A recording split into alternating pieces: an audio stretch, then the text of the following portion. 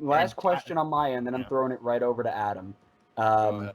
And it's kind of an introduction on the supporters group itself and how you got involved with it. So my question is, when did you make the decision that Inter Miami was going to be your team?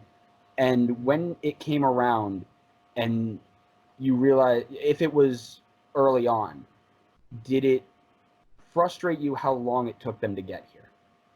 Okay, so starting off of when did I decide? Okay, so essentially it started for me when I was part of the American Outlaws Miami chapter. I was vice president. So that was essentially like my introduction to being a U.S. soccer fan, right? Because I watch soccer, I'm a Manchester United fan, all that stuff. But I was like, this is my decision to become a U.S. soccer fan, right?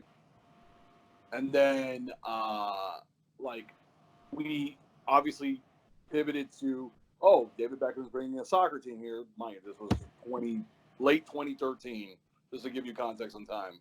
And Yeah. then if you would have told me in late 2013, 2014 that our first game wouldn't be until 2020, I would have laughed in your face because of that moment. I was there when they announced the team was coming at the the art museum with Don Garber and everybody there. I was like, okay, we're gonna start in 2 to 3 years, right? You would have told me what would have happened, I would have been like, you're crazy. I, for the most part, kept the faith through every stadium site, every twist and turn, every oh god, I don't even know how to even explain the whole process. Learned a lot about my city, a lot in terms of politics and what one can expect when you want to do something of any sort.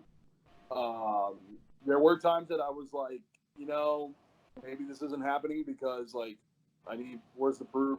Where like give me something to hold on to. And then obviously once the Moss brothers got involved, um, and they did the formal announcement, we're like, okay, we're starting in 2 years. I was like, okay, we're in. This is it. Um, and then the supporters group. So that is a very interesting conversation too. Much like our team, the supporters culture for Inter Miami also evolved and went through a lot of hoops and turns and ups and downs. Where there was an original group of guys that I was part of trying to get a team here. Then the team comes, and that's where everything starts kind of like going all over the place. There were a lot of guys who had their ideas of what a supporters group should be, so they went one way. That's one supporters group that that is part of the Inter Miami fan base. Then there was the other supporters group that I was part of. Then there was a disagreement on identity and what we were going to be about, so we split off again. And what eventually happened is that the group that I was part of that split off or stayed became the Siege supporters group. And now what the thing is that what one of the main things we wanted to do was to connect our group's identity to our team because obviously what if you're a supporters group for your club, it has to represent either your area or your club, right? So we decided on Siege because what we realized is that the birds on the Inter Miami crests are herons, and a group of herons is called a siege. And we thought, well, that's awesome. I And we did were like, not know that. That is yeah, awesome. That is sick. exactly. So we were like, done. That's our identity. And the way we think about it is that we are very much about like supporters.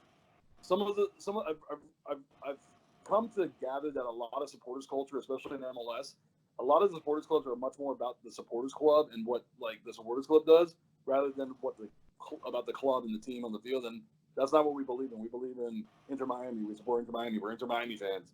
Like, yeah, we're the Siege. Like, we love being part of the Siege. We love being in the Siege. I'm literally the president. But in the end, we're about the club.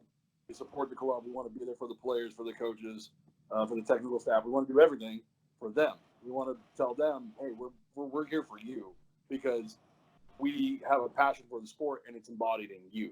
That's what we're about.